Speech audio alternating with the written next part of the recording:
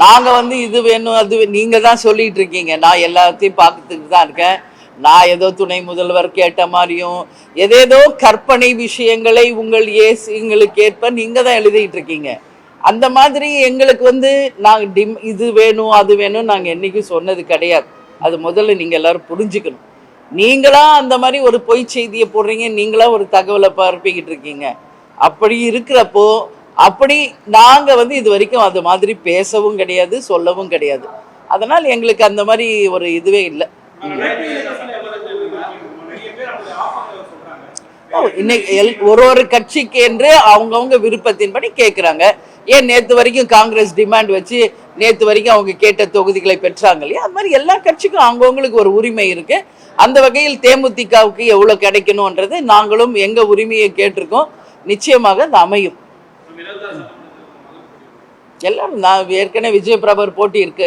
Already Virudhunagar MP கான்ஸ்டிட்யூன்சில அவரை போட்டிட்டு இருக்காரு இல்லையா? அதனால நிச்சயம் யார் போட்டியிட போறாங்க, எந்த தொகுதியில போட்டி போட போறாங்க என்பதை தலைமை கழகம் உரிய நேரத்தில் உங்களுக்கு அறிவிப்போம்.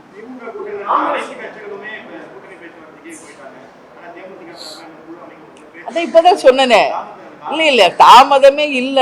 இன்னைக்கு இந்த ப்ராசஸ் இன்னைக்கு முடிஞ்சிருக்கு. அடுத்து கமிட்டி அமைக்க சொல்லி அவங்க சொல்லுவாங்க. அப்ப நாங்க ரெடியா இருக்கோம். அந்த அமைச்ச உடனே அவங்க அழைப்பு கொடுப்பாங்க. அன்னைக்கு போய் பேசணும். அவ்வளவுதான். தாமதம் எல்லாம் ஒண்ணுமே கிடையாது.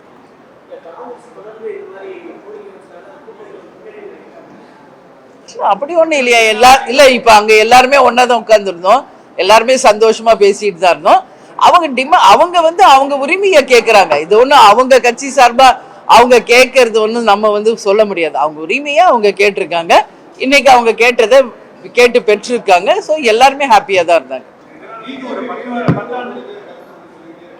எதுங்க?